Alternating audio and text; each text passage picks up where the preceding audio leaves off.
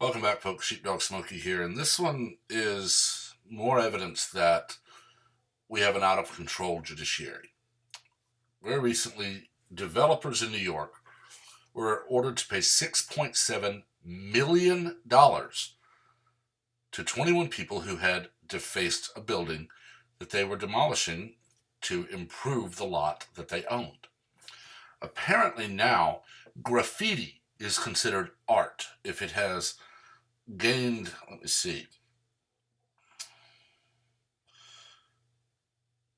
gained recognition. Apparently, the Visual Artist Right of 1990 says if you deface a building, but people start coming by just to look at it, that building now cannot be repainted or demolished because your art, which is on someone else's property that you put there without permission, now says you have rights to property you did not pay for and in no way are responsible for.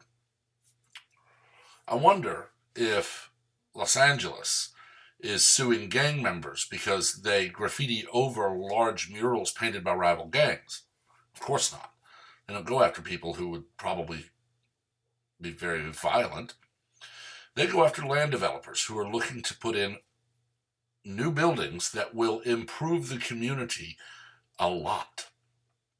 All because they didn't give graffiti artists, otherwise known as vandals, time to preserve their work.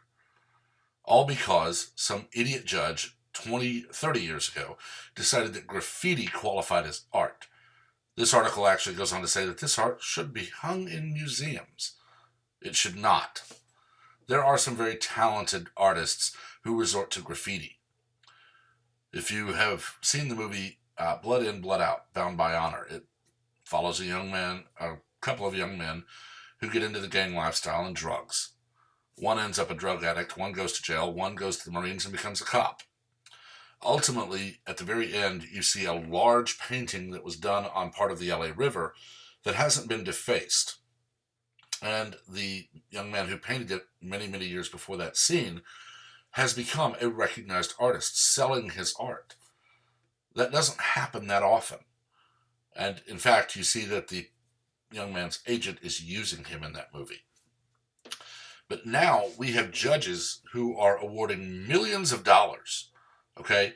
This is going to be $0.33 million a piece. That's $330,000 a piece if the lawyers don't take a chunk. So if the lawyers take 20%, they're going to lose $66,000. But they're still going to have over $250,000 of someone else's money because that someone owned a building and decided we're going to tear this building down and we're going to build a better building. And those people didn't call up graffiti artists that they had no way of knowing who they were and say, we would like your permission to renovate our land that you have defaced. It's insane, and it is the complete opposite of what should be happening in the United States. The article also notes that the artists or the vandals are not all American either.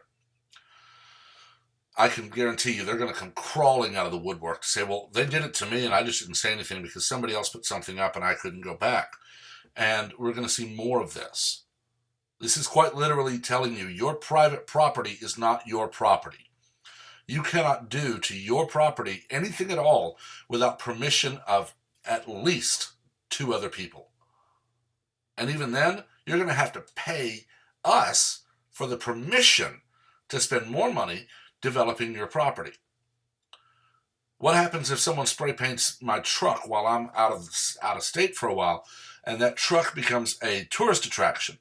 Am I not allowed to move my truck off that lot? Am I not allowed to have my truck repainted because I paid for it?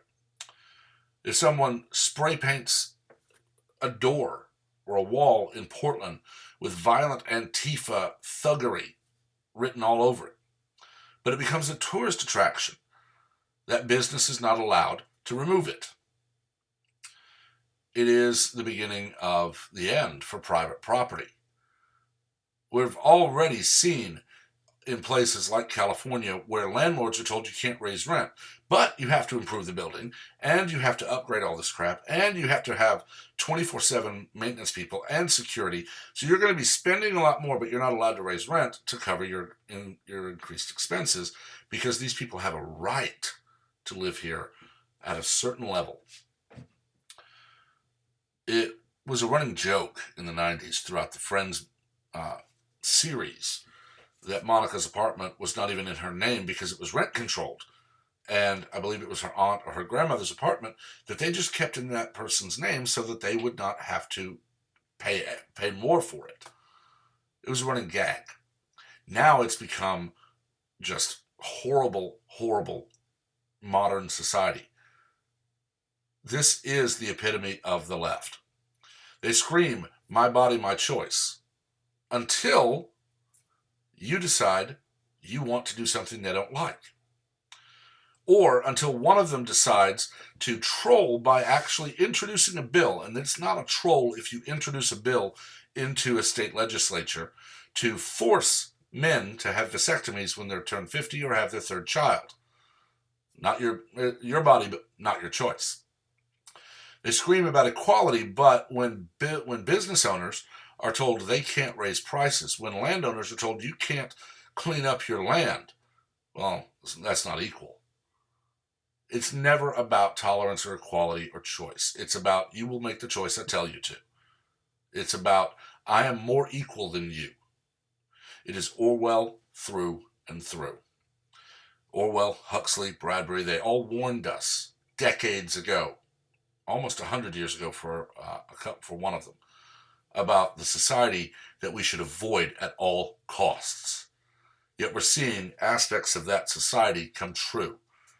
We're seeing media control beginning, and that's ultimately what was part of Fahrenheit 451. Books are taken out of school libraries because they're offensive. Ultimately, well, we don't need books.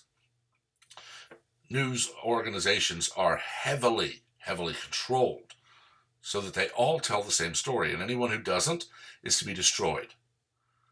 Small, infinitesimal segments of society are given rights that no one else has, while rights are taken away from others that they actually should have. This is very upsetting and very frightening, honestly, because this is the doorway to, well, you have too much land, so we're going to let these people build on it. And if you complain that they've built in front of your house so you can't get out of your house, well, you'll just have to reroute your driveway because they have a right to have a house. Newsom's already said that doctors should be able to prescribe housing. And if doctor says you have to have it, you can't be turned down. And if you default on your mortgage, well, I have a prescription. The bank is screwed. I've not shown much of my house. This is what you've seen.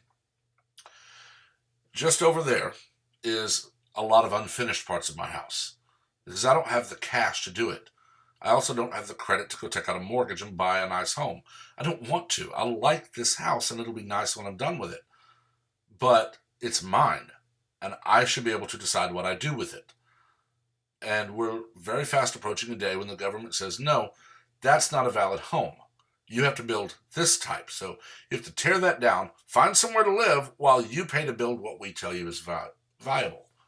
Ultimately, you will live in this apartment, you will work at this job, and we will take all of your money and decide what you get to keep. This election is very important because we need to continue appointing judges that say, no, the law says they own that property. They're not going to have to pay someone who vandalized it because they tore that property down to build something new. It's very simple. But I've talked long enough. Let me know what you think. As always, be civil. We want a debate, not an argument. Please also remember to subscribe, like the video, and turn on notifications so that you're the first to know of any new content as it is posted. Until next time, have a wonderful day.